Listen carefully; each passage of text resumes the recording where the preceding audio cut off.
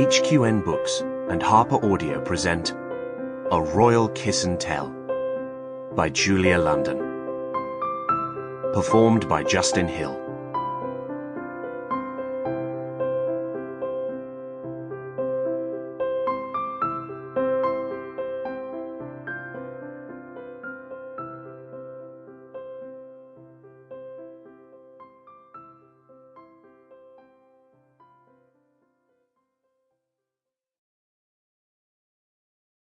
Chapter 1.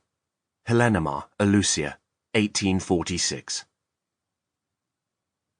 It is an absolute truth that men and women alike desire the earnest vow of someone to love and cherish them all their days, and that nothing elicits joy in the breast of all mankind quite like a wedding.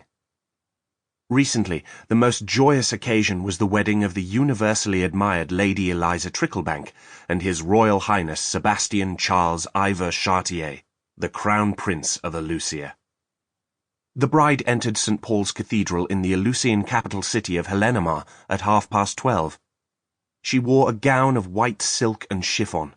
It was fashioned in the Alucian style, cut close to the body and featuring a customary train 30 feet in length.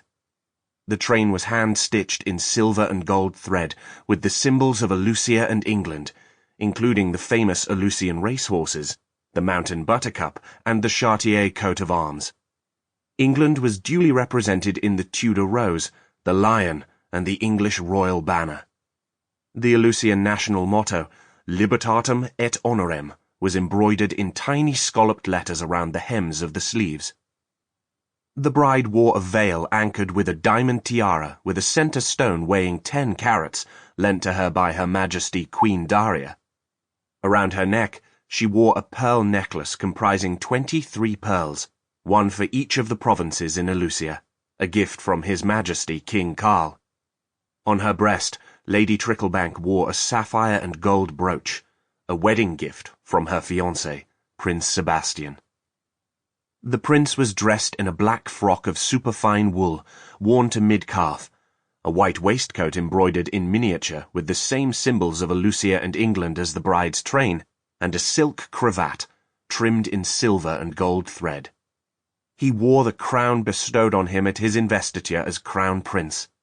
After the ceremony, the newlyweds rode in open carriage to Constantine Palace through a throng of well-wishers that lined the avenue for 3 miles. The king granted the prince and his new bride the titles of Duke and Duchess of Tannymead. They will reside in the port city at Tannymead Palace, Honeycutt's Gazette of Fashion and Domesticity for Ladies. The promise inherent in any wedding was delightful, but if it were a royal wedding, the paroxysms of joy might very well result in smiles permanently frozen to all the cheerful faces. It would turn the most jaded heart to gold, and if the beatific royal bride were one's dearest friend, it would provoke cascading waves of unbridled happiness. Lady Caroline Hawke was over the moon at the good fortune of her dearest friend Eliza Tricklebank, who was, at that very moment, swearing her love and fealty to Prince Sebastian. Until a scant few months ago, Eliza had been determined to be a spinster and care for her blind father for the rest of his days. She spent her days in plain gowns and aprons, alternately reading to her father or engaging in her curious hobby of repairing clocks. But then Eliza was invited to a royal ball, and a man was murdered, and she was given some gossip that pointed to the identity of the killer, and the next thing Caroline knew, her Eliza was marrying a man who would one day be king of this country, which meant Eliza would be queen. It was so improbable, so impossible, that it went well beyond even the wildest fairy tale Caroline had ever heard or had the capacity to imagine. Seated in the front row of the cathedral, a place of honor awarded to her as Eliza's dearest friend, Caroline was a little misty about it. Eliza radiated happiness. Caroline had never considered herself the sentimental type, but here she was.